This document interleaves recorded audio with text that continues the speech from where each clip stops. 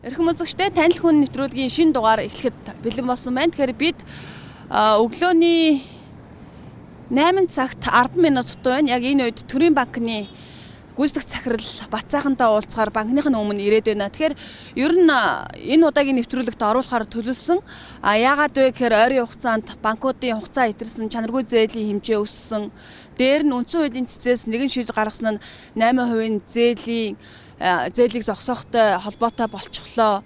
Нэгч банкнд одоо халдлага гарлаа гэдэг энэ банкуудын цаг үеийн байдлаар банкны үйл ажиллагааны талаар бас нөгөөтэйгөр банкны захирлын нэг өдрийг сурвалжлахаар энэхүү зочноо төлөвлөсөн байгаа. Одоо ажилтнуудын өгч байгаа мэдээллээр ажлынхаа байран дээр ирэх юм байна. Эрэхт нь уулзаад үзье.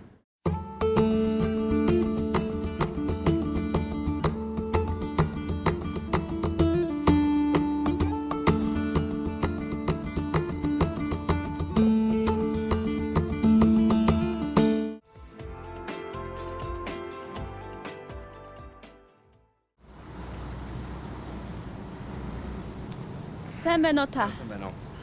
Уучлаарай, бид таныг ажилтны эрэхтэнд хүлээж ил TM Телевизийн танил хүн гээд нэвтрүүлгээс явж байгаамаа.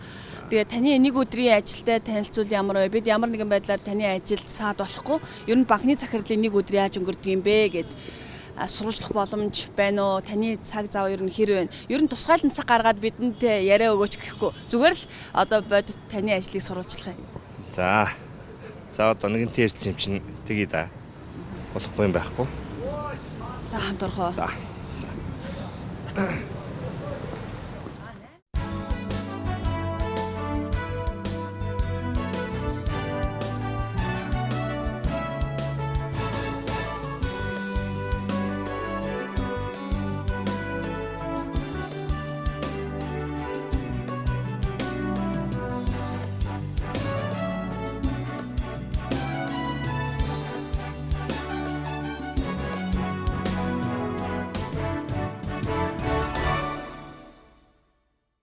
Шинэ 7 хоногийн ажлын эхний өдрийн анхны зочин номсроо доктор ирсэн байна.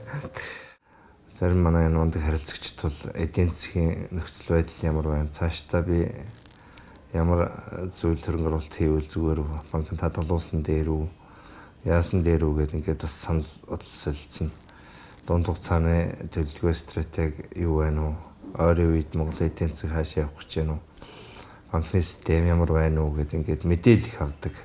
Их мундаг эдийн засгчдаас ч мундаг эдийн засгч болцсон юм харилцагчид манайдас олон байдаг. Тэдгээр олон харилцагчдын маань нэг бол манай номсроо доктор байгаа. Манай доктор бол ер нь сард нэг удаа ирж нэг мэдээлэл солилцсон шүү ер нь.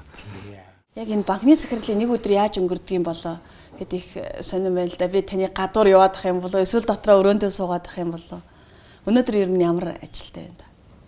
За банкны захирлын ажил ч нэг тийм төлөвлөгдсөн шүү дээ. Гинтийн ажлууд гарч ирдэг. За өнөөдөр бол одоо удирдлагын хорооны хуралтай өгдөө болгон даваа гараг болгоны өглөө удирдлагын хорооны хурал гэж яддаг. Энэ хурлаар бол өнгөрсөн 7 хоногийнхаа хийсэн ажлуудыг ярьж тайлангаа сонсож биеийн мэдээлэл солилцдог. За мөн шинэ 7 хоногийн төлөвлөж байгаа ажлуудын талаар ярилцсан. Тэгээд ирж байгаа ирээдүйн цаг хугацаанд юу гарах вэ гэдэг юм чиглэлүүдээ авдаг юм хурал байдаг, юм дотоод хурал байдаг. За энэ хурлаар өнөөдөр ажил маань эхэлнэ. Тэгээ банк бол өдөртөө ажил явагдаад өдөртөө дуусчихдаг юм циклтэй байгууллага. Тийм учраас гадуур явж ажиллах гэхээс илүү дотроо сууж ажиллах нь их байдаг. Ялангуяа олон гар эвсэх зурдаг, олон бичгүүд төлөвлөдөг, бас энэ төрлийн одоо төлбөр тооцооны баримтуудаар эсэх зурх гэдэг. Иймэрхүү маягаар өдрийн ажил өнгөрдөгтэй. Энэ Төрийн банк гэдэг маань өөрөө онцлогтой тийм ээ. Зоос банк дээр нь хадгаламж банкны гээд нэгтгэсэн ийм хувилбараар явж байгаа банк. Өнөөдрийн байдлаар нийт актив хөрөнгө нь ер нь хэд вэ? 2009 онд Зоос банк төлбөрийн хүндрэлд орж эрсдэлд ороход Зоос банкны харилцагчдын эрх шийг хамгаалах, хадгаламж эзэмшигчдийн эрх шийг хамгаалах, тэр үеийн ажилтнуудын ажлын байрыг хадгалах ийм зорилгоор бол Төрийн банкыг байгуулж ирсэн юм түүхтэй. Ингээд техникийн зорилгыг бол амжилттай сайн биелүүлсэн. За дараагийнх нь том бэрхшээл бол хадгаламж банк одоо төлбөрийн чадвар эрсдэлд орсонтой холбоотой хадгаламж банкны олон мянган харилцагч хадгаламж эзэмшигчдийн эрх шийг хамгаалах тэнд ажиллаж исэн 3000 гаруй ажилтнуудын ажлын байрыг хамгаалах ийм зорилгоор бол хадгаламжийн банкыг төрийн банкын шилжүүлж исэн. Энэ бол 2013 оны 7 сарын 23-ны өдөр. За энэ өдрөөс хойш бол бас нэлээд том ачаа үүрсэн. Өөрөөр хэлбэл энэ том банкны олон мянган харилцагчдын эрхийг хамгаална гэдэг бол тийм амар ажил биш. Дээр нь энэ том банкны олон ажилтнуудын ажлын байрыг хадгална гэдэг бол энэ том ажил юм. Энэ ажлыг бас амжилттай хэрэгжүүлж дууссан. Намаг анхны банкн дээр ирэхэд 2013 оны 1 сарын 21-нд бол 300 тэрбум төгрөгийн активтэй банк байсан. Өнөөдөр 1.7 их 80 хүрч байна. Гэдэг маань хэд дахин өссөн юм зүйлтэй байгаа. За тэр үед 30 салбартай 300 ажилтнтай байсан бол өнөөдөр 540 салбартай 3800 ажилтнтайгаар үйл ажиллагаа явуулж байна да. За та хуралдаа ороод гараад ирэх үү бид хүлээж. Хурал дээр орж сонсож бол болохгүй, дүрс авч болох уу? Дүрс авч болно. Сонсож бол болохгүй юу? Дотоод ажлууд яригдэн шүү дээ. За.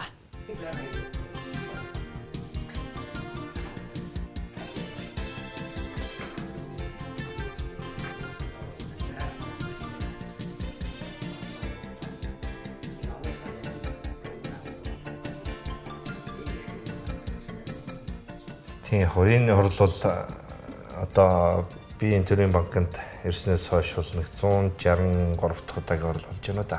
За. Ер нь 7 хоног болгон хийгээд хөвчихсэн юм зүйл байгаа. Тэр нь 7 хоногийн эхэн дээр өнгөрсөн 7 хоногийнхоо хийж бүтээсэн ажлаа ярьж аваад энэ шинэ 7 хоногтоо анхаарах ёстой асуудлуудаа яриад авна гэдэг бол бас ажил явахад бас их сайн зүйл. Тийм учраас энэ хурлыг бол огтмол хийдэг.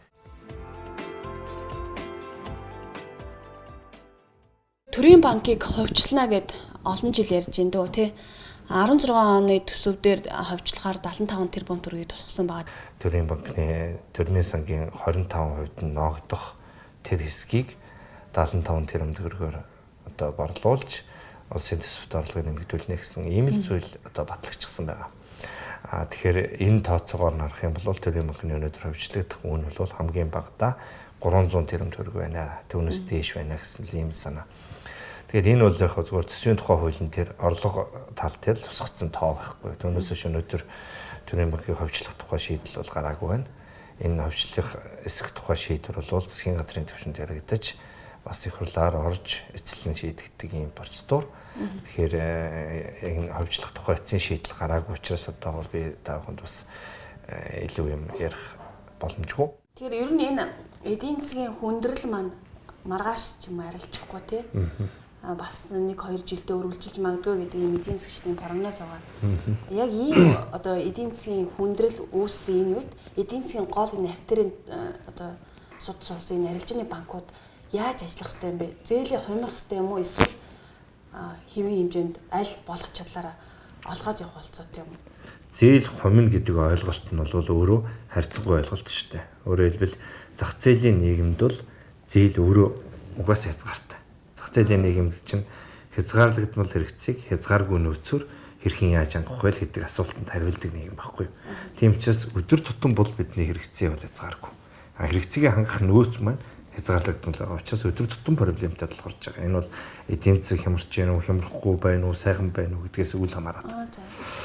Тэгэхээр зээлийн бодлого бол хамгийн гол нь оновчтой байх хэрэгтэй. Өөрөөр хэлбэл тухайн харилцагчтай өрөг өгж өгөх зээлийн механизм, буцаад тухайн харилцагчтай эрсдэлгүй, тухайн харилцагчтай хүндрэлгүй байх тэр механизм байх хэрэгтэй. Тийм учраас зээл дээр барьж байгаа бидний бодлого бол аль болохоор харилцагчтай өөрт нь үр дүн өгөхүйц, харилцагчтай өөрт нь хүндрэлж хэрэгдэл багтай тийм л бүтээгдэхүүнийг сануулгахыг хичээж ажилладаг. За мэдээж хэрэг харилцагчийн хүсэж байгаа хэмжээнд 100% бол нийцэхгүй байгаа. Тэрнтэй бол би санал нэг байна. 100% нийцэх боломж байхгүй. Мэдээж хүүгийн асуудал проблем байгаа тий. Зээлийн хүртээ хэмжээ асуудал проблем байгаа. Банкнаас тавьж байгаа шаардлага шалгуур өндөр байна гэдэг проблем байгаа. Энэ бол байх асуудал. Энэ байж иж бас цаана эцсийн дүндээ бас оршин тогтнолтой эцсийн дүндээ харилцагчаа бид бас эрсдлээс хамгаалж сургаж байгаа хэрэг байхгүй. Өнгөрсөн 7 хоногт үндэсний статистикийн хорооноос одоо 11 сарын байдлаарх нэг эдийн засгийн үзүүлэлтийг танилцуулсан. Үүнийг сонсоод сууж байхад чанаргүй зээлийн хэмжээ 800 гаруй тэрбум, хугацаа эдэрсэн зээлийн хэмжээ 800 гаруй тэрбум. Жохон дэгсдүүлээд хэлэхэд бараг 2 их найт хүрэх гэж байна. Энэ одоо нийт арилжааны банкуудын олгосон зээл хэдэн хувийг эзэлж байгаа юм бэ гэж асуухад 11% гэж байна. Танай банкн дээр ер нь хугацаа эдэрсэн болоо чанаргүй зээл ер нь ямар хөө байна? Эдийн засгийн хүндрэлээс шалтгаалаад арилжааны банкуудын бас зээл олголт нэлээд удаашрсан ч гэдэг юм уу? Иймэрхүү мэдээллүүд байгаа. Тэгэхээр банкны салбар бол өөрөө бас их эмзэг салбар. Өдөр тутмын өөрчлөгдөж байдаг салбар шүү дээ. Тийм учраас банкны менежмент бол их чухал, бас их онцгой ийм онцлогтой менежмент байдаг. Зөвхөн төрийн банкны хувьд бол зээлийн чанар бол сайн байгаа. Манайд бол чанаргүй зээлийн хэмжээ буурч байгаа. Тэдс нь одоо нийт активд эзлэх чанаргүй зээлийн хэмжээ маань бол 1% явж байна. Банкны систем бол 10 гарчихсан юм байна гэж ярьж байгаа. Тэгэхээр ер нь яагаад төрийн банкн дээр ийм зээлийн чанар сайн байгаа юм бэ гэхээр хэд хэдэн онцлог байл дээ. Энэ зээл чанаргүйж байгаа нэг одоо хүчин зүйл бол уул уурхайн салбартай холбоотой. Уул уурхайн салбар уналтанд орсонтой холбоотой. Уул уурхайн салбарт олгогдсон зээлүүд бол чанаргүйдсэн байж байгаа. Тэгэхээр төрийн банкны хувьд бол бид уул уурхайд зээл олгодоггүй. Тийм учраас бид нар тэр нөгөө чанаргүйдсэн салбар маань төрийн банкн дээр бол байхгүй. Та үйлчлэгээнд ер нь хэрхэн анхаарч байна? Одоо хэрэглэгч нартаа хурдан шуурхай хүнд суртал багтаа үйлчлүүлэхийн тулд. Тэгэхээр сайн үйлчлэгээтэй банк байхын тулд банкны хаалгаар орж ирээд үйлчлэгээ аваад буцаж байгаа тэр цаг хугацаа аль болохоор богино байх хэрэгтэй. Энийг богиносхын тулд олон арга хэмжээнүүд хэрэгжилж байгаа. Одоо бас манайхан мартсан байж магадгүй. Нэг хэсэг бол одоо 2013 онд гэхэд төрийн банкн дээр бол маш их очир байлаа шүү дээ. Энэ очирыг зохицуулдаг схем байдаггүй байсан. Тэгэхээр бид хамгийн түрүүнд бол бүх салбарууд дээр дугаар дараагч машиныг авт тавьсан. Үе шаттайгаар тэлбэрүүдийн аттестацийн сургалтуудыг зохион байгуулж байгаа. Онлайн зээлийн бүтээгдэхүүн гэж бид бас нэвтрүүлсэн. Энэ маань бас амжилттай явж байгаа.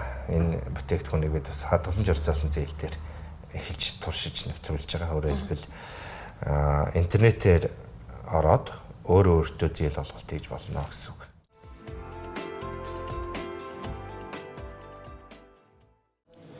Тэгэхээр өнгөрсөн амралтын өдрөөр бас худалдаа хөгжлийн банкнд халдлага гарлаа л да. Та хэвлэл мэдээлэлээр сонссон баг тий. Тэгэхээр арилжааны банкуудын харуул хамгаалалт бас хөндөгдөөд эхэлж байна. Ер нь танай банк харуул хамгаалтан дээр хэр анхаарч ажилладаг вэ? Тэгэхээр ер нь энэ аюулгүй байдлын эрсдэл гэдэг бол юунаас их хамаардаг вэ гэхээр хүний хүчин зүйлээс их хамаардаг эрсдэл шүү дээ. Хин нэгэн ажилтны болгоомжгүй анхааралгүй үйлдэлээс их үүсдэг юм эрсдэл байхгүй. Тийм учраас ажилтнуудынхаа тэр өдөр тутмын анхаарал болгоомж сонор сөрөмжийг сайжруулах, өглөө оройны хаалтыг чанаржуулах, өөрөөр хэлбэл хүмүүст боломж олохгүй байх тэр бүх хаалтуудыг л хийж явах хэрэгтэй. Өдөрт ер нь хичнээн үйлчлэгчтэй яг нүүр тулж ажилладаг юм байна. За гарах боломж байгаа. Нэг тейлер дээр бол дунджаар нэг 200 хүн ярьж үйлчлүүлж байгаа. Тэгэхээр нэг 1000 тейлер байгаа шүү дээ. Тэгэхээр 200 мянган хүнтэй бол өдөрт нүүр тулж байна гэж хэлж байна. Арилжааны банкуд долларын хань шиг 100-аас 150 төгрөгөөр өсгөөд байна. Ийм хиймэл хөөс байна гэдэг ийм судалгааг энэ мандал даатгалын судлаачид гаргасан байлээ л дээ. Энэ дээр та санал нийлэх үү? Зах зээлийн эдийн засаг бол өөрөө чөлөөт эдийн засаг юм болвол тэр чөлөөт эдийн засаг төр явж байгаа харилцаа бол чөлөөт явах ёстой шүү дээ. Тэрэнд хин нэгэн хүн шүүмжлээд хин нэгэн хүн дундаас нь дүгнэлт анализ хийгээд байх нь буруу жишээ гэж би боддог. Өөрөөр хэлбэл гутал үйлдвэрлэж байгаа хүн тэнд үйлдвэрсэн гутал дээрээ 100 төгрөг нэмээд байна гэдэг нэг хүн шүүмжлээд байвал ямар ч сонсогдохгүй тийм. Яг энэтэй л адилхан. Өөрөөр хэлбэл арилжааны банк бол угаасаа валютын арилжаан дээрээс ашиг олж явах ёстой салбар нөхгүй. Арилжааны банкны орлого олж болдог хэдхэн сектор байгаа. Тэр нь Монгол банкны тусгай зөвшөөрлөөр олгогддог секторуд байхгүй юу? Жишээлбэл зээл олгож болно. Зээлийн үгээс орлого олж явах хэрэгтэй тийм үү? Зээлийн шимтгэлээс орлого олж явах хэрэгтэй. Валют арилжаа хийх тусгай зөвшөөрлөг арилжааны банкуд Монгол банкнаас олгодог. Энэ зөвшөөрлийнхаа дагуу валют худалдаанаар буцаагаад зараад тэрнийхээ дундаас ашиг олж явах хэрэгтэй. Ийм л схем. Энэ бол өөрөлдөл банкны өдөр тутмын хийгдэх ажил. Ахмад болгонд төрийн зээлтэй байна, хөшчүүлт төрийн зээлтэй байна. Тийм учраас төрийн зээлийн хөг бууруулъя гэд улсын хурлын төвшөнд, засгийн газрын төвшөнд яригадад байгаа зүйл байгаа юм байлээ. Он гарууд 2-3% буурамч гэдэг юм. Яг ийм бололцоо юм байгаа юу? Энэ зээлийн хүүрүүд төр хэтэрхийх оролцохоор буруу жишгүүг л яв. Өнөөдөр бол арилжааны банкудаас авч байгаа төрийн зээлийн хүү бол хамгийн бага хүү байгаа. Өөрөөр хэлбэл хадгаламжийн хүүтэйгээ тэнцүү байгаа. Жилийн 18% хүүтэй шүү дээ. Одоо манай энэ банкнаас гараад энэ урдлын өнцгөр тойрвол 18% хүүтэй хадгаламж гэж зарласан байж л байгаа. Тэгэхээр энэ хүнээс илүү багасгаж болохын хувьд бол болно. Гэхдээ багасгаснараа гарах үр дагаврыг сайн тооцох хэрэгтэй байна. Яг болох хувилбар нь юу гэхээр Тэр нийгмийн даатгалын сангийн чөлөөт үлдэгдэл юм уу эсвэл тэр бусад чөлөөт үлдэгдлээ тэтгэврийн зээл олгоход зориулж банкн дээр банкуудыг байршуулах замаар тэтгэврийн зээлийн хөвөг бууруулж болно л. Гэхдээ бууруулсны үр дагаврыг их бодох хэрэгтэй. Өөрөөр хэлбэл тэтгэврийн зээлийн хөвөг өнөөдөр бусад зээлээс хамгийн бага хүүтэй байгаа учраас нарийнда бол бусад зээлийн бүтээгдэхүүн чинь тэтгэврийн зээл рүүгээ шилжиж чаддаг шүү дээ. Тэгэхээр энэ процесс тотмол ихсэн гэсэн үг байхгүй юу? 10 жил дотор тэтгэврийн зээлийн багц хэд дахин өсөв. Энэ бол хэд дахин өссөн дахиад. Өөрөөр хэлбэл би одоо цалинтай байлаа гэхэд цалингийн зээлийг авах уу эсвэл аав ээжийнхаа тэтгэврийн зээлийг авахулаад би хэрэглэх үү гэдэг ийм сонголт руу явчихж байгаа байхгүй юу? Тэгэхээр энэ эдийн засгийн хувьд гажууд бий болох сөрөг үр дагавар нь илүү л дээ.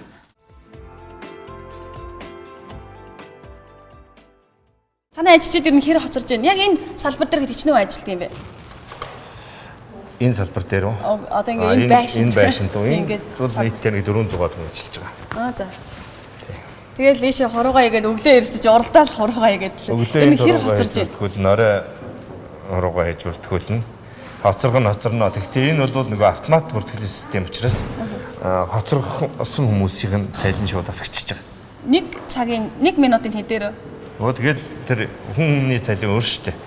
Тэрний нөгөө ажлын хоногт нь хуваагаал, ажлын цагт нь хуваагаал тэгээд тэргээр асчихдээ. Угаасаа нөгөө хоцролсон бол цалин асгчих учраас өөрөө өөртөө шаардлага тавьчихж байгаа байхгүй юу? Заавал банк юм уу удирдлага тэрнийг шахаад авах хэрэг байхгүй. Чи хоцорчлоо гэж маргаа юм тэгдэгээд маргаа хийгээд өглөө болгон чи хоцроогүй юу гэж тэр үл хийж явах хэрэг байхгүй. Шоурум гэж байгаа. Тэгээ энд бол хүмүүс цахим төрлийн бүтээгдэхүүнүүдээр үйлчлүүлэх боломжтой. За. Жишээлбэл одоо энд ингээ компьютер байж штэ. Энэ компьютераар одоо та заавал энэ гүйлгээ саал руу орохгүйгээр энэ компьютер руу ороод энэ юзернеймийг хийгээд өгчин. Өөрийнхөө юзернеймийг хийгээд тэгээ интернет банкаар үйлчлүүлж болно. Долларын ханш харж болно. Бэлэн бус шилжүүлгүүд хийж болно. Дансны үлдэгдлээ шалгаж болно.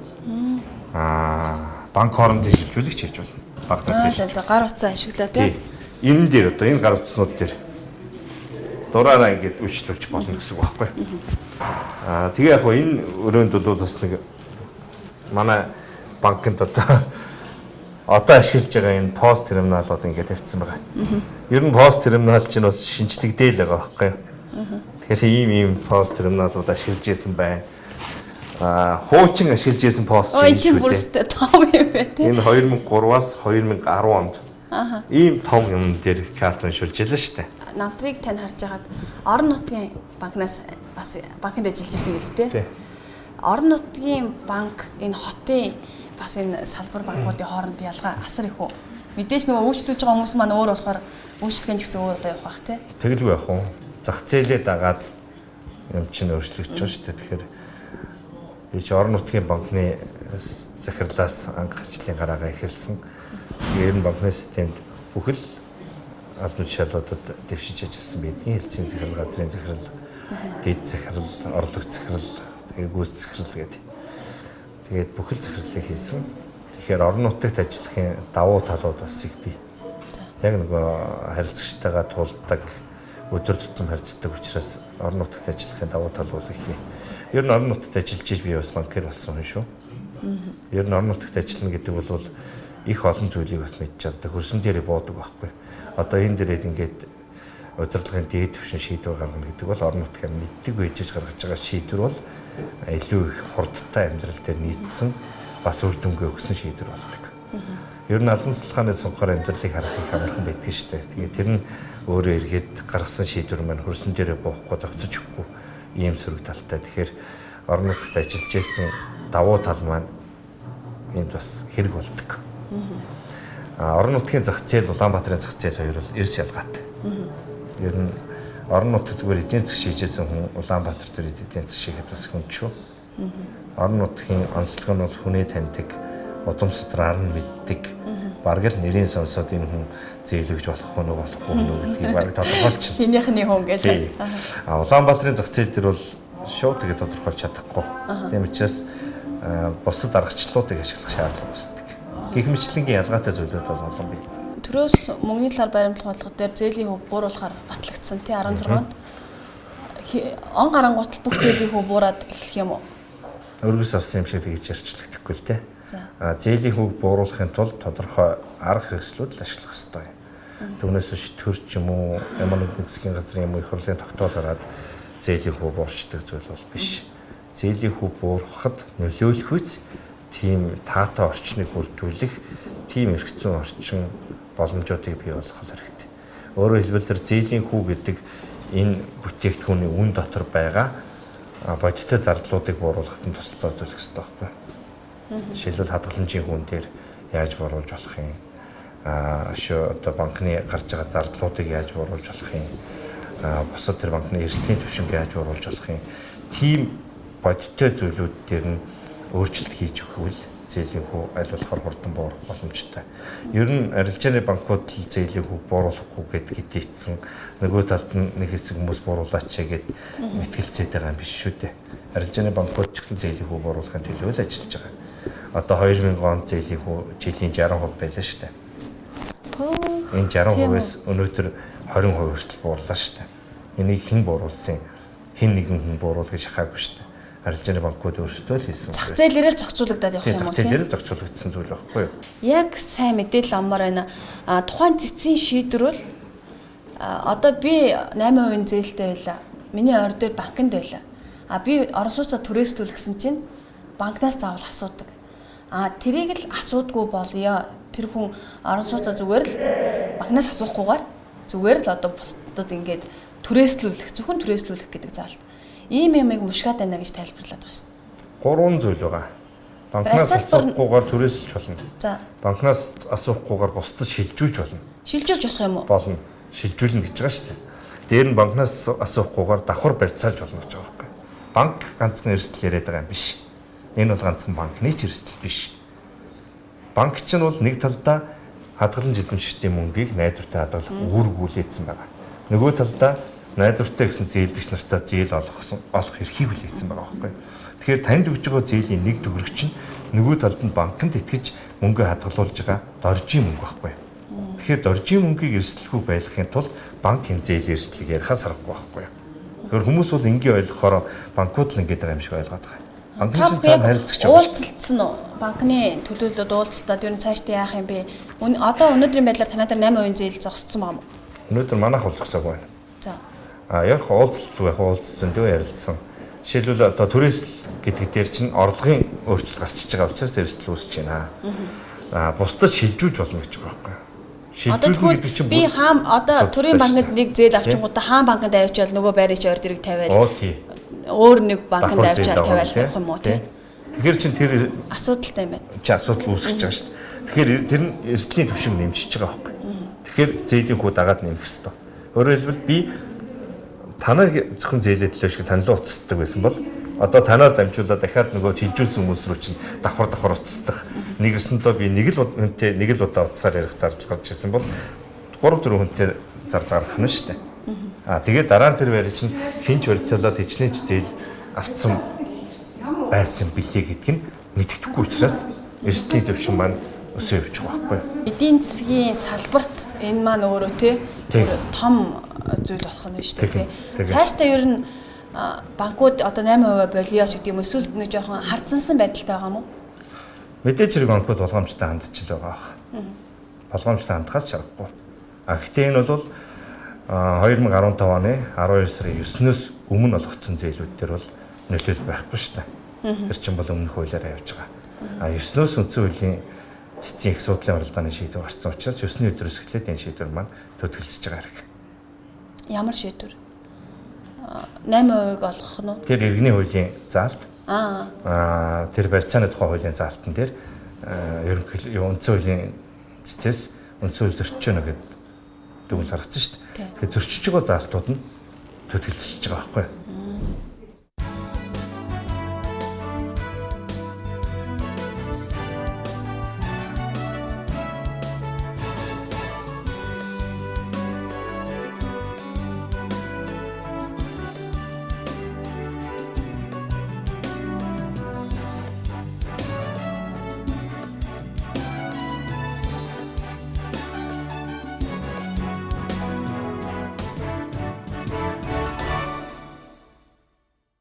Та чинь Завхан аймгийн хүн байна тий? Хоёулаа. Энэ Амарт залсан отон тэнгэр хайрхан. Тэгэхээр энэ хайрхан бол Монгол төмний шүтэн юм. Ганцхан одоо зохимжуудын шүтэн биш.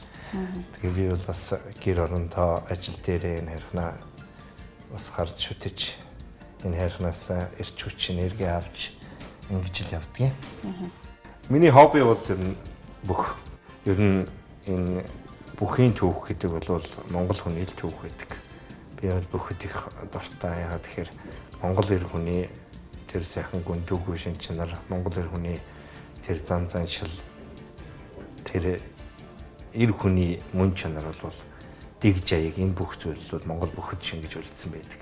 Өнөөдөр ч гэсэн Монгол бүхийн цаана бол их бичигтэйг болон сайхан дэг жаяг, өв уламжлал, соёл хадгалж явдаг учраас Монгол эр хүний бахархал болсон, үлгэр дуурайд болсон хүмүүс бол Монгол бүхчүүд байдаг учраас би бас бүхчүүдийг ойрхон байдаг. Бүхчүүдийн тэр дунд байдаг тэр сайхан тэгж хаяг, эрэм дараа энэ зүйлүүд бол бас Монгол төмөнд их хэрэгтэй түгээн дэлгэрүүлэх ийм үйл байдаг. Үндэсний. Тэгээ бүх хүнийг бол хүн харахтаа их амархан барилдаал тэгэл даваал их амжилтанд хүрчдэг юм шиг харагддаг. Гэтэ цаана нь бол маш их хөлнөр байдаг, маш их төвчээрийг давчээж бүх болдог юм. Маш их тэсвэр хатуужлыг давчээж бүх болдог. Тэгэхээр хүн бол хөгжинө гэдэг бол хүн өөрөө өөрийгөө ялах талаар шиж байгаа. Ер нь бол амьдрал бол тэмцэл, тэр зэмаа хинтээч биш зөвхөн өөртөөгөө хийхэд тэмцэл гэж боддог. Тэгээ өөртөөгөө сайн тэмцэж чадсан амжилтанд хүрдэг юм зүй тогтолтой.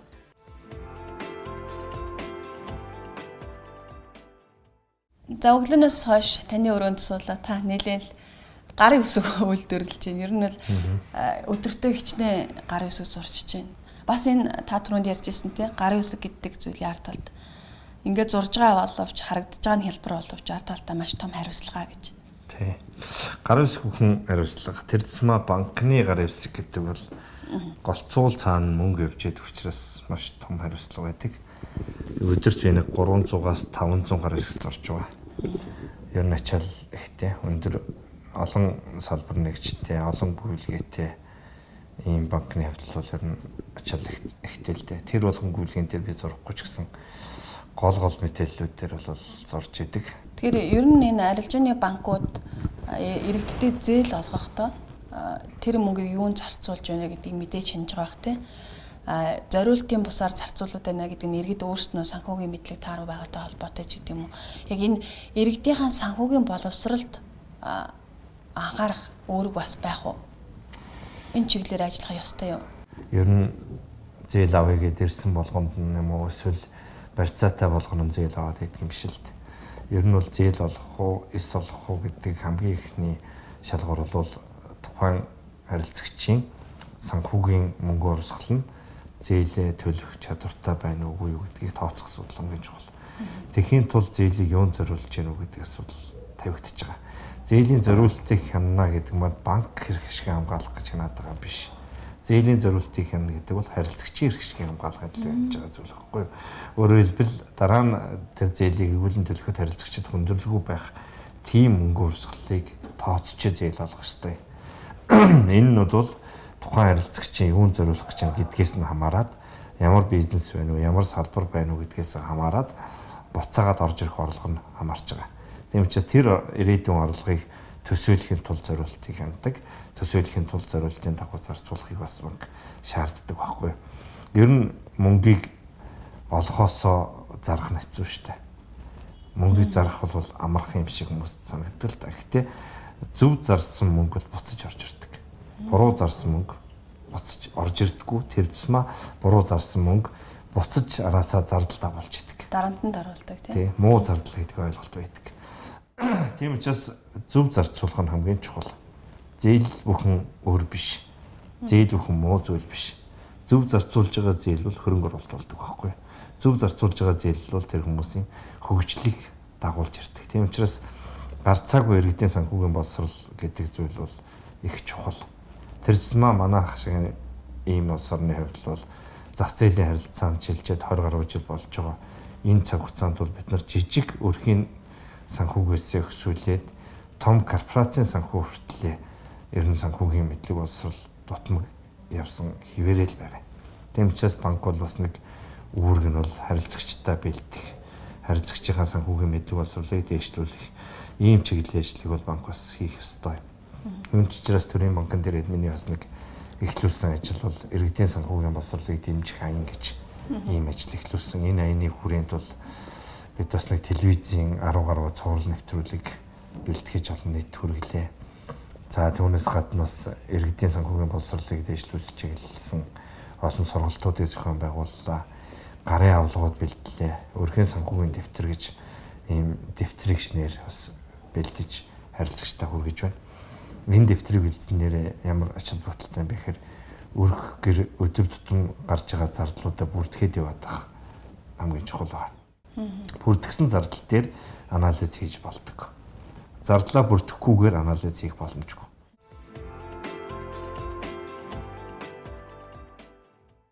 Сүүлийн үеэс 8% зээлтэй холбоотой зогслоо энэ төр гэдэг асуудлууд яригадаад байна. Танай нэг салбарлаа очиод яг олголт явагдаж гинөө яаж нээж гинөө гэд явчихгаа нэгэнт одоо ч бас өдрийн цайны цаг болсон байна те. Тийм болно. Манай чи орон сууцны зээлийн төрөлдсөн төвүүд ажиллаж байгаа шүү дээ. Зөвхөн орон сууцны зээл судалдаг, олгодог ийм төрөлдсөн төв байгаа. Тийм ч аль нэг төрөлдсөн төв рүү очие.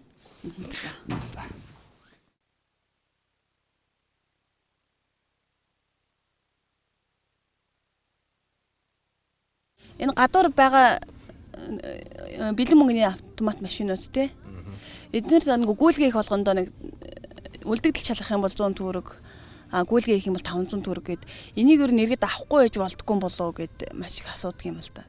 Тэгэхээр тэн чин үлдэгдэл шалгаж जैन бэлэн мөнгө авч जैन гэдэг чинь цаана бол зардал гарч байгаа байхгүй.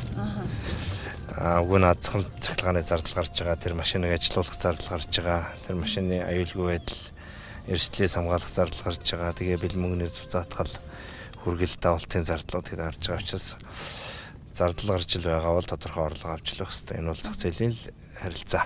Зүгээр яг хуу тухайн банкны картаар өөр банкны ATM-с гүйлгээ хийхэд 500 төгрөгийн шимтгэл авдаг шүү дээ. Энэ бол асуудал мөн. Тэгэхээр энийг бол бууруулах боломжууд бол бас бий. Тийм учраас банкуд дээр бол банкны холбоон дээр бол банкуд бас ярьдгийг. Банкуд ер нь өөрийн гэсэн энэ ATM, өөрийн гэсэн POS гэж баахан хөрөнгө оруулалт хийж тэгээ тэрнийхээ төлөө харилцагч нь өөр банкны харилцагч байсныхаа төлөө илүү зардал төлдөг. Энэ ямыг аль болохоор нь бууруулах хэрэгтэй юм. Тэгээ бууруулах гарцсан нь юу гэхээр банкуудын дундын энэ төлбөр тооцооны төв байгуулах хэрэгтэй. Ингээд төв байгуулагдаад ерөөсөө төрийн банкны ATM, хаан банкны ATM гэдэг юм уу ийм байхгүй. Ерөөсөө ганц ATM гэдэг юмтай. Тэгээд POS гэдэг юмтай болчих юм бол энэ дээрээ тэр төлбөр тооцооны төв нэг тариф гаргаад тэргүүрээ үйлчлээ явдаг. Ийм схем рүү л орох хэрэгтэй гэж одоо бид ярьдгийг. Ингэж хийж чадчихвэл банкуудын ч гэсэн тэр хөрөнгө оруулалтын зардлууд нь буурах байхгүй. Банк өөрөө бас зардал гаргаад ирж машин тавьж тийм ажлууд хийх шаардлагагүй. Тэр төлбөр тооцооны төвийн машинуудаа эзэмшээл тэгэл тэрэн дээрээ шимтгэлээ аваад ингэж явах юм бол бас зардал буурах нэг боломж л байгаа. Танайхан бас нэлээд шүүхээр явсан энэ зээлийн 1% шимтгэлийг аавна авахгүй гэд сүүлдээ арилжааны банкуд ялах шиг болсон тий. Ер нь энэ зээл олгосны хөтөл 1% шимтгэлийг авах ёстой юм уу? Энэ бол авах ёстой зүйл. Би бол энэ дээр бас олон жил явсан шүү дээ. Ер нь энэ сая ч хийдүү гарч байгаа юм биш. Өмнө нь эдэн жилийн өмнө энэ шимтгэлийн асуудал чинь бас 3 шатны шүүхээр дамжаад ер нь шимтгэл авах зөв юм байна гэж шийдсэн асуудал шүү дээ. Тэгээд дахиж зөвхөтөд тавьж дахиж дараагийн шатныхаа шүүх рүү орж байгаа юм зүйл байгаа. Тэгэхээр зээлийн хүү авч яж яга шимтгэл авдаг юм бэ гэж хүмүүс бас суугаад байдаг. Тэгэхээр зээлийн хүү бол зээлийн үн. Өөрөөр хэлбэл тэр бол хадгаламжийн хүүг санхүүжүүлэх зорилттой орлогын их усүр байхгүй. Тэр зээл олгоно гэдэг чинь нөгөө талд нь хин нэгэн иргэний байгууллагын банкнд итгэж мөнгө хадгалуулж байгаа хадгаламжийн хүүн дээр нь тодорхой хувь нэмээ тэгээ зээлийн хүү болж өрж байгаа шүү дээ. Зээл олголтын шимтгэл гэдэг бол нэг удаагийн шинжтэй зүйл байхгүй. Нэг удаагийн шинжтэй үйлчлэгээний төлбөр юм. Өөрөөр хэлбэл тэр зээлийн гэрээ контракт байгуулахтай холбоотой зардал тий. За тэгээд тэр бичиг баримтын бүрдүүлэлттэй холбоотой зардал. За тэгээд бэлэн мөнгөний зузаатгалтай холбоотой зардлууд нь багтдаг байхгүй юу? Жишээлбэл тэр хүнд зээл олгоно гэдэг бол бас банк бэлэн мөнгө татчавцарч тэр хүний дансанд нэгүүлгийг нь хийж өгч тэгээд тэр зээлийн бэлэн мөнгийг авахт нь тэр бэлэн мөнгөний эрх зэгийг нь хангаж өгөх ийм л ажлууд явагддаг. Зээлийн хүүгийн орлого дотор ямар зардлууд багтдаг вэ гэхээр хадгаламжийн хүүгийн зардал, дээр нь тэр зээлийн ажилтны цалин хөлс ус зардал, зээл төлөвлөлттэй холбоотой бус эрх зардлууд, эрсдэлтэй холбоотой судалгааны зардлууд, за тэгээд өргөдлийн маяг бичиг баримттай холбоотой зардлууд орж байгаа. Тэгэхээр тус тусдаа зардал санхүүжүүлдэг, тус тусдаа орлого. Хичнээн тейлер гүйлгээж байгаа. Одоо нэгэн цайнд орсон мэд 3 тейлертэй 2 тейлер гүйлгээж байна. Одоо энэ очер хичээлж хэрэг. Очер хай байгаа. Одоо чи зээл асуухаас 2 тейлер хийж байгаа. Зээлийн материал бүрдүүл явж байгаа усуд байна. Зээлийг эзэрч эхлэж. Дэд хорооны хоролт явьсан байна. Хэдэн хоролт явсан? 2 нь явьсан байна. Одоо байгаа нь 3 байна. За одоо 3 байгаа нь гурлаа үнэтэй байна. Энэ үүдэн зөксөж байгаа хүмүүсийг одоо хүлээж авахгүй юм шиг. Болно. Тийм ямар нэгэн байдлаар зээлийн судалгааны ажлууд зогсоог байгаа. Зогсоог байна. Одоо энэ үүдэн байж байгаа хүмүүсийг үлээгээд аваад.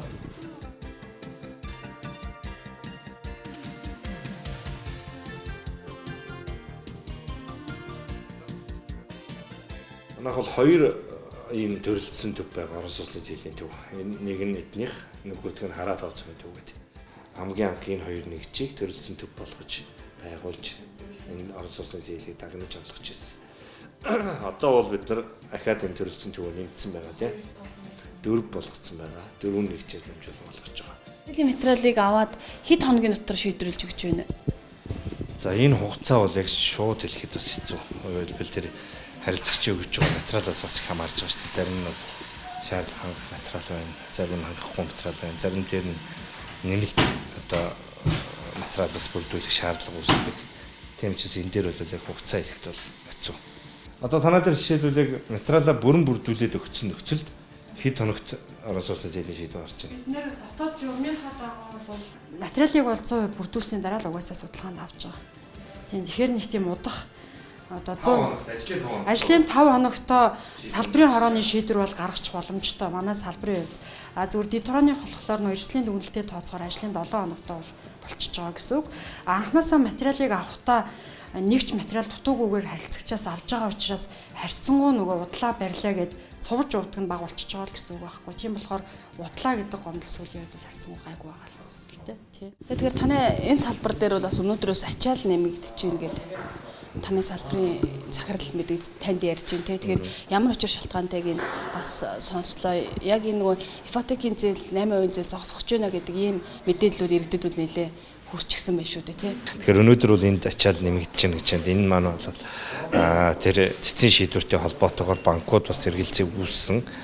Бус банкуд маань бас зээл олголтоо төр зогсоосонтой холбоотойгоор манаар урьж байгаа ачаал ихсэж байгаа юм байна л да. Тэгэхээр бидний хувьд бол ямар ч гэсэн бас аливаа асуудалд жоохон нухацтай хандах ёстой гэж үзэж байгаа. Тийм учраас бид бас юуны төрөнд зогсоох ямар нэгэн байдлаар тодорхой бус байдал үүсгэхийг хүсээгүй. Яг хөө мэдээж тэр эрсдэл бий болцсон байгаа нь бодиттой үнэн.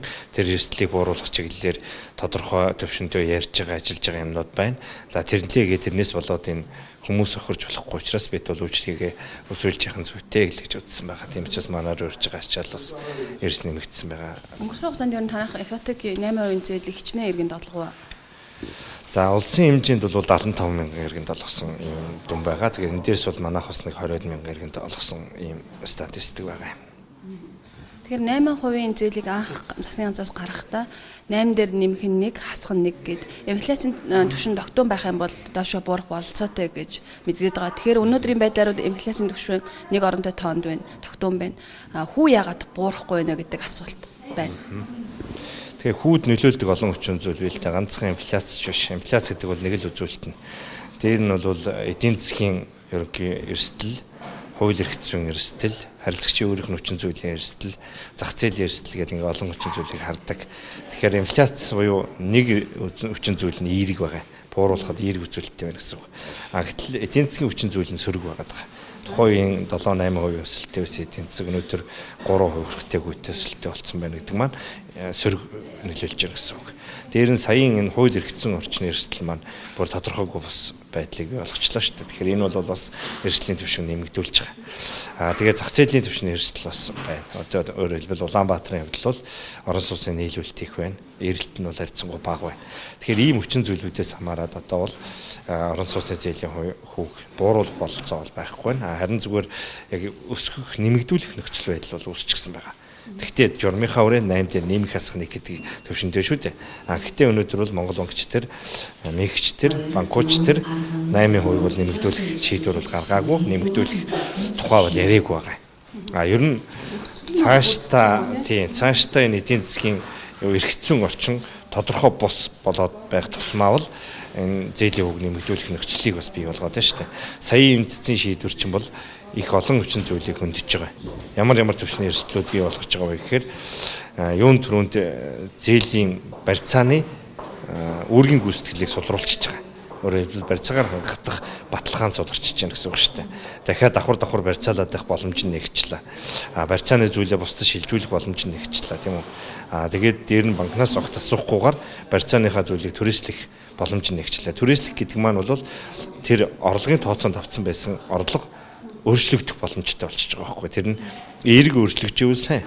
Гэтэл сөрөг өөрчлөгжөөл банк түүнийг мэдэх боломжгүй болчихж шүү дээ.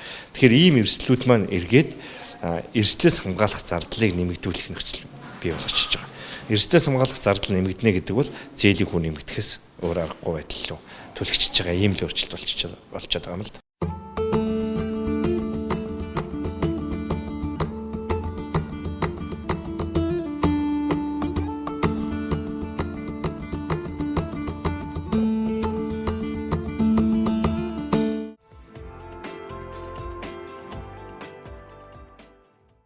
Та ер нь энэ банкнд ирээд ямар одоо зорилго тавьж ажиллаж байгаа? Тэр зорилгын биелэлт ер нь ямар хаагаар таны хувьд дүгнэхэд? Ер нь зорилготой амьдрал гэдэг бол хамгийн ад жаргалтай байдаг. Зорилгогүй ажил амьдрал гэдэг бол ойд төрсэн сармагчтай адилхан гэдэг нэг сайхан үг байдаг шүү дээ. Тэгэхээр алсын хаан боёо дунд хугацааныхаа, урт хугацааныхаа зорилтуудыг сайн тодорхойлсон байх хэрэгтэй. Тэгэхээр би төрийн банкны хувьд бол эрхэм зорилго гэж энэ зорилгыг бол тодорхойлсон байгаа. Манай эрхэм зорилго бол дэлхийн стандартад нийцсэн үйлчлэгээ үндэс нь өгөхий, үндэсний хэмжээний тэргүүлэгч банк байна гэсэн юм зорилго тавьсан. Энэ эрхэм зорилгоо хэрэгжүүлэхийн тулд үндсэн 4 зорилт дэвшүүлэн ажиллаж байгаа. Хамгийн ихний зорилт бол хамгийн сайн үйлчлэгээтэй банк байна. Хоёр дахь нь бол хамгийн сайн харилцаатай банк байх зорилго. Гурав дахь нь бол одоо хамгийн эрсдэлгүй банк байх. Дөрөв дэх нь хамгийн үр ашигтай банк байх гэсэн ийм 4 үндсэн зорилго дэвшүүлэн ажиллаж байгаа. Тэгэхээр хамгийн сайн үйлчлэгээтэй банк байна гэдэг бол банк өөрөө үйлчлэгээний байгууллага учраас үйлчлэгээний хүртэем чанарыг сайжруулсан байх ёстой гэж үзэж байгаа. Тийм ч учраас харилцагчийн үйлчлэгээ бол нэг номерын зорилго юм. Тийм болохоор бид бол харилцагчийн үйлчлэгээний мэргэжлүүд дээр илүү анхаарал тавьж байгаа. Банк анхудаа ухтах үйлчлэгээтэй банк байх ийм зорилгыг дэвшүүлэн харилцагчийн үйлчлэгээний мэргэжлүүд маань ухтдаг, үтдэг ийм үйлчлэгээ үзүүлж эхэлсэн байгаа. За тэгээд бас банкн дээр ирээд үйлчлүүлж байгаа хүмүүсийг аль болохоор богино хугацаанд чанартай үйлчлэгийг өргөж байхын тулд ажилтнуудлын мэдлэг ур чадварыг дэвшлүүлэх сургалтууд дээр онцгой анхаарч байгаа. Дээр нь бас програм хангамж дээр илүү анхаарч байгаа. Тэр ажилтнуудын үйлчлэгээ хийдэг, гараар хийдэг технологи ажиллагааг хөнгөвчлөх техник болгох. Дээр нь програм дээр хийж байгаа үйлдэлүүдийг илүү хурдан шуурхай болгох, автоматжуулах ийм ажлууд хийж байна. За мөн сайн үйлчлэгээтэй банк байх зорилтын хүрээнд бол аль болохоор цахим төрлийн бүтээгдэхүүн үйлчлэгийг олшруулахыг зорж ажиллаж байгаа. Ер нь дэлхийн аль ч өнцгөлөнд яваад очиход бол нийт харилцагчдын 10% нь л банкн дээр ирдэг. 90% нь бол банкнаас гадуур цахим хэлбэрээр бүтээгдэхүүн авчдаг шүү дээ. Монгол улсын хувьд бол эсэргээрээ байгаа учраас аль болохоор цахим хэлбэрээр бүтээгдэхүүн үйлчлэг авах боломжуудыг өргөдөх, шинэ бүтээгдэхүүн, шинэлэг үйлчлэгийг нэвтрүүлэхэд онцгой анхаарч ажиллаж байгаа. Хамгийн сайн харилцаатай банк байна гэдэг энэ зорилго бол харилцагчдаа мэдээлэл сайн түгээдэг, харилцагчаасаа мэдээлэл сонсдог. Тэгээд бүтээгдэхүүн үйлчлэгээ сайжруулж харилцагчтай эргэж мэдээлдэг, эргэх холбоотой байх энэ л үндсэн одоо санаа юм. Банкны мэдээллийн лавлах 1881 гэсэн лавлах байгаа. Энэ лавлах утсыг 24 цаг ажиллаулдаг болсон. 24 цагаар манай харилцагчтай энэ мэдээлэл авах, мэдээлэл өгөх боломжтой. Дээр нь 2015 онд бид мэдээллийн лавлах 1950-тай хамтран ажиллах гэрээ хийсэн. 19:50 руу залгаад банкны мэдээллүүдийг авах боломжтой. Эх орны үүд хаалга болсон зам үедээс эхлээд харилцагчийн удирдлагыг бүх ангиуд дээр үе шаттайгаар зохион байгуулж нийтийн 1.7 сая харилцагчаа сонсох юм ажлыг энэ жил хийж байгаа. За 3 дахь үндсэн зорилт бол хамгийн эрсдэлгүй банк байна гэсэн зорилт байгаа. Эрсдэлгүй банк байхын тулд эрсдлийг урьдчил тодорхойлох нь хамгийн чухал. Урьдчилаад эрсдлээ тодорхойлж чадсан бол эрсдлийг тойрон гарах арга замаа томьёолдсон байх ёстой гэж үзэж байгаа. Тийм учраас бид бүх ажилтнуудынхаа оролцоотойгоор сар болгоны топ 5 эрсдлийг тодорхойлж байгаа. Энэ эрсдлээ тодорхойлсны дараа бол энэ эрсдлээс хамгаалах төлөвлөгөөг 5 эрсдэл тус үр дээр тус үрийн төлөвлөгөө гаргаад ажиллаж байгаа. За ингэснээс бол эрсдлийн түвшин эрс буурч байгаа. Зээлийн багцын чанар эрс сайжирч байгаа. Банкн дээр ирж болох бус эрсдлүүдийг бид бас тойрч гарч чадж байгаа. За дөрөв дэх үндсэн зорилт бол хамгийн үр ашигтай банк байна гэсэн зорилт байгаа. Тэгэхээр үр ашигтай банк гэдэг бол зохистой хэрэглээний зардалтай тэгээ оновчтой хэмжээний орлоготой банк байхыг хэлж байгаа. Тэгэхээр орлогоо нэмэгдүүлэх боломжтой арга хэрэгслүүдийг хайх, зардлаа бууруулах боломжийг хайх. Тэхийн тулд зардлаа муу зардал, сайн зардал гэж ангилж байна. Тэгээ муу зардалтай хэрхэн тэмцэх вэ гэдэг энэ ажлыг бол зөвхөн удирдлага хийдэг биш, ажилтнуудын өөрийнх нь оролцоотой хийж байгаа. Өөрөөр хэлбэл манай ажилтнуудаас муу зардлыг бууруулах хамгийн оновчтой санал гаргасан ажилтан байх юм бол тэр хэмнэсэн зардлын хэмжээгээр тэр ажилтныг урамшуулдаг юм схемийг бий болгосон. Ингэснээр зардал хэмнэх асуудлыг бий биш манай ажилтнууд өөрсдөө санаачлаад хийгээд явдаг. Маш олон санаачлагууд гарсан л та. Тэгэхээр энэ оны эхний 11 сарын байдлаар бол манайх нийтдээ 5 тэрбум төгрөгийн муу зардлыг хэмнэсэн ийм үзүүлэлттэй байна.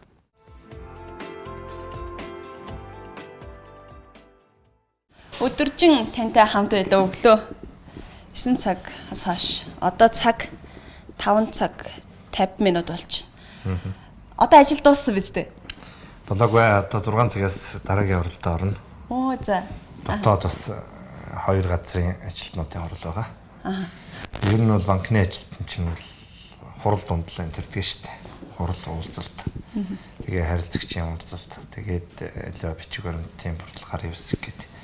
Тэгэхээр 6 цагаас нэг үндсэн ажил дуусдаг учраас үндсэн ажил дууссаны дараагаар бас 2 газрын ажилтнуудтай хурлах ёстой байгаа. Тэр хурлаа орондоо. За бид нар хурал руу орж болох уу? Болно уу? Ороод дүүрс авчий те.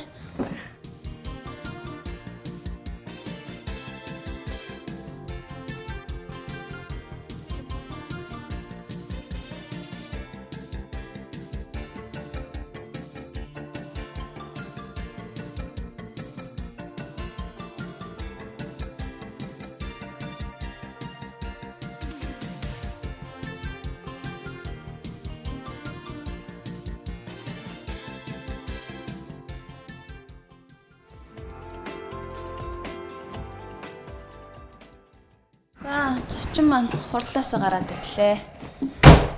Ингээ таны нэг өдөртөө танилцлаа бид. Бас чих ажилдаа байдаг хүмүүс юм байна. Бидний урилгыг хүлээн аваад нэвтрүүлэгт маань орсонд танд маш их баярлалаа. Таны ажилд маш өндөр амжилт хүсье. За баярлалаа. Тэгэхээр мэдээж хэрэг ажлын ачаал их байна гэдэг бол бас од жаргал байдаг шүү дээ. Би бол бас тэгж боддгийг. Хэрвээ хүн завтай байх юм бол бас их сонирн байдалтай байх болов. Зам муутай байхсан хүн бас их жаргалтай байдаг. Завгүй байхсан хүн бас их олон зүйлийг мэдэж сурч яадаг. Ийм ч бас ер нь ажлын ачаал гэдэг бол үнийг бас хөгжүүлж яадаг юм хэрэгсэл гэж боддог. Тийм ч бас ер нь бол хариуцсан ажилдаа эзэн байхыг хэлж яадаг.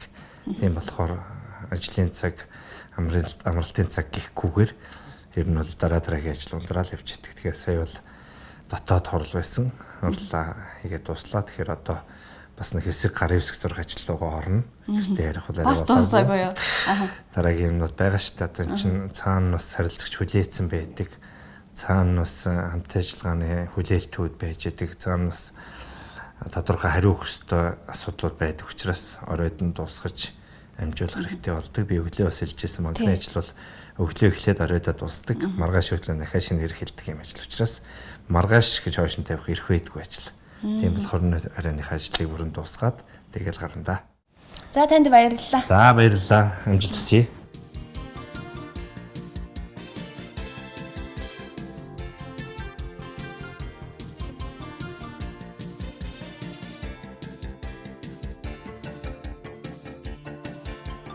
Эрхэм үзэгчдээ танил хүн нэвтрүүлгийн энэ дугаард Төрийн банкны захирал цайхад урьж оролцуулаад өглөөний 8 цагаас оройн 20 цаг хүртэл төрийн банкн дээр бид ажиллалаа. Тэгэхээр ер нь бол банкны салбарын захирлын нэг өдөр яаж өнгөрдөг юм бэ? Дээр нь эдийн засгийн хүндрэлтэй нөхцөл байдалд ер нь Монгол улсын эдийн засаг хаашаа явах ёстой, иргэдэн яаж хяналтыг бий болгох вэ? Улс орны эдийн засаг ер нь бол энэ арилжааны банкудаас ямар хамааралтай байдгийг бэ гэдэг энэ чухал асуудлыг хөндөж ярилцлаа.